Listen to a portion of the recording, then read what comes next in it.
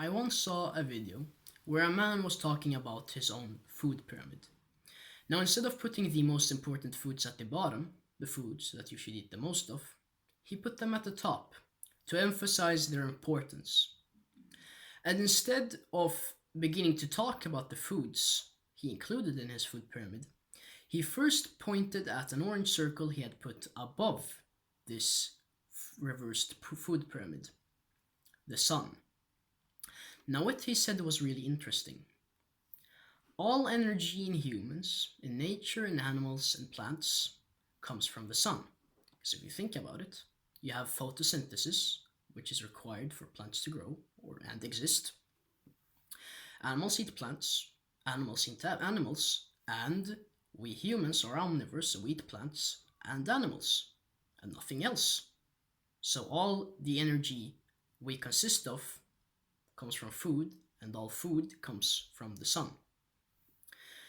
So what can we conclude from this? The sun is a source of health. It is a very important source of health that you can't neglect if you want good health. So it is not your enemy in any way. That is something you must consider. Now let's start talking about the thing that most people think about when they hear the words health and the sun. Vitamin D. Now there are two types of vitamin D. There is D3, which is the type you often find in supplements and which is synthesized through sun rays or UV rays. And there's D2. And D2 is basically chemical garbage that you don't want to consume. That's basically it about D2. You want D3 because that's the thing that your skin creates with the help of the sun. Pretty logical. Now let's start with the RDA, or no, the second thing is that the RDA for vitamin D is very, very wrong. Alright, we should say D3.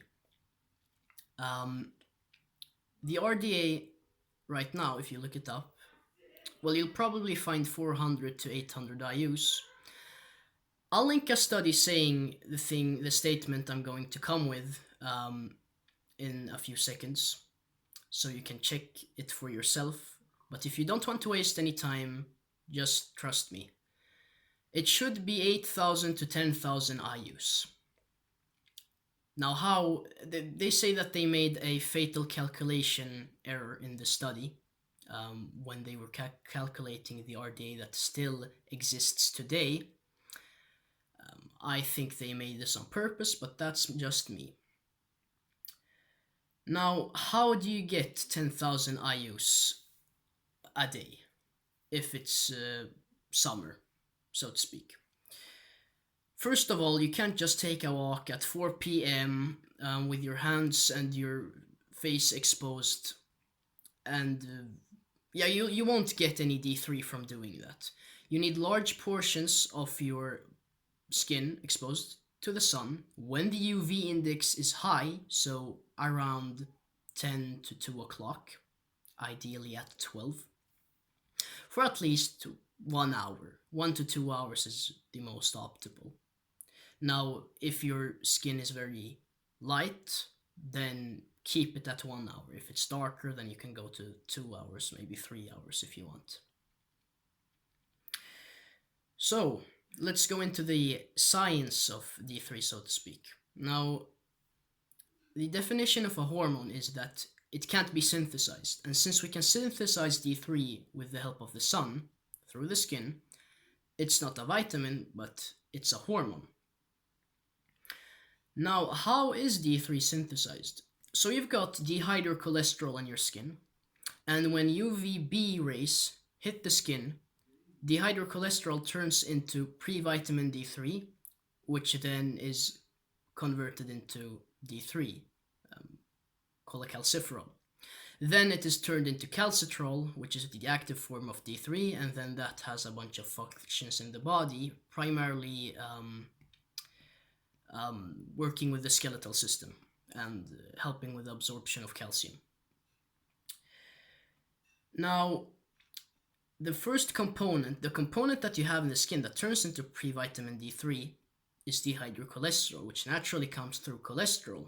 So one thing to note is that dietary cholesterol, or having good cholesterol levels for you as an individual, is very important to create D3. Because you can go in this, if you have bad cholesterol levels, if you don't eat any dietary cholesterol, which is essential for health, I've come to realize, because you just watch the um, diet video and look and hear what I say about the indigenous people. All of them were eating dietary cholesterol, so no human has lived in nature and not consumed dietary cholesterol. So just take note of that.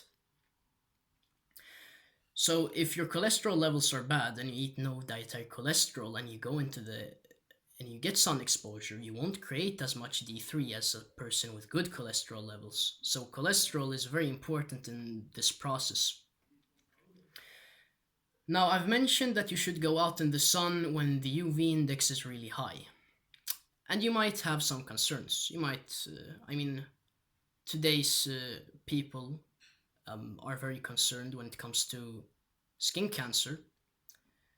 So, why am I advocating for you to go out in the sun when the UV index is very high? I'll state my case. So first of all, you might be thinking, okay, well, I'll do what you say, but I'll put sunscreen on. Now, what I want you to do is read a bit about the ingredients in sunscreen, or you know what, just read the ingredients. And remember this thing, that if you put something on your skin, that is going to be absorbed by the skin and then enter the bloodstream, and then everything is going to your organs and your brain, and it's just gonna sit there and create toxicity. And there are a lot of toxic chemicals in sunscreen, let me tell you that. The second thing about sunscreen is that it blocks, as it says, 95 to 99% of UV light, right? So, we know that UVB light is really important. It creates D3 through dehydrocholesterol. So if it blocks out 99% of UVB, and let's say you were supposed to get 10,000 IUs, if you didn't put on sunscreen, you'll only get 100 IUs. Not good, right? You don't want to get D3 deficient. Now, the next thing I think you'll find very interesting, because you won't find this in many places. When you eat dietary fat, your fat composition, so the adipose tissue in your body, below your skin and so on, changes. And what have most people eaten since they were young? High omega-6 foods and very toxic fats, so hydrogenated oils, margarine, sunflower oil, palm oil, through chips and McDonald's and Burger King and so on. And of course, this process of turning dietary fat into the fat composition in your adipose tissue it's a long process. But since people have doing this since they were children, most people, they naturally have a higher percentage of bad fats in their adipose tissue and below their skin. So, these fats are usually dominated by omega-6, and omega-6 is a very reactive fatty acid. And since many people have very high omega-6 ratios in their adipose tissue, well, if you go out in the sun with that composition in your skin, it will just explode and you'll get red and you'll get sunburnt really easily, and that will lead to skin cancer. So the problem isn't the sun, the problem is your skin if you get sunburnt easily. I can personally tell you, from my experience and many other observations, that when you change your diet, and when I changed my diet, I practically never get sunburnt now, unless I'm out in the sun for a very, very long time when the UV index is very high. In Sweden, I don't even get to do that because the UV index goes up and then it goes down 1 hour later, 12 to 1 p.m.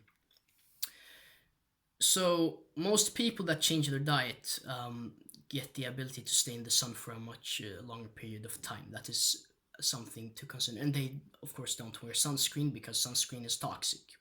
Trust me on that one. I'll link a study finding an inverse correlation between skin cancer and the use of sunscreen. Check that out if you want.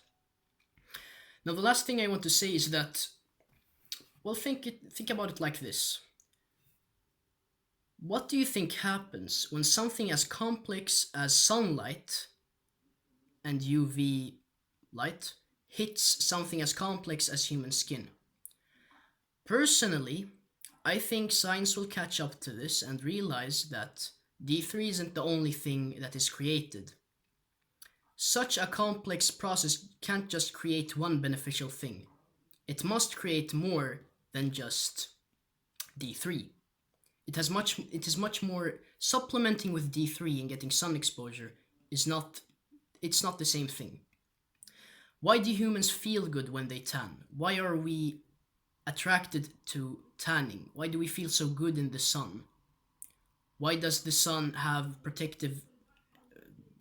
Well, I've read some studies that the sun helps with depression and so on, where the sun has helped with depression. But just think about it. Why aren't people taking D3 and instead tanning? Why do people like the summer so much? There's something else to this equation that we don't understand. But the only thing we can say is that the sun and D3 aren't the same. You should tan. It is a part of achieving excellent health. Now leave comments down below, questions, arguments, and so on. Whatever you want to share. All is appreciated. Over and out for now.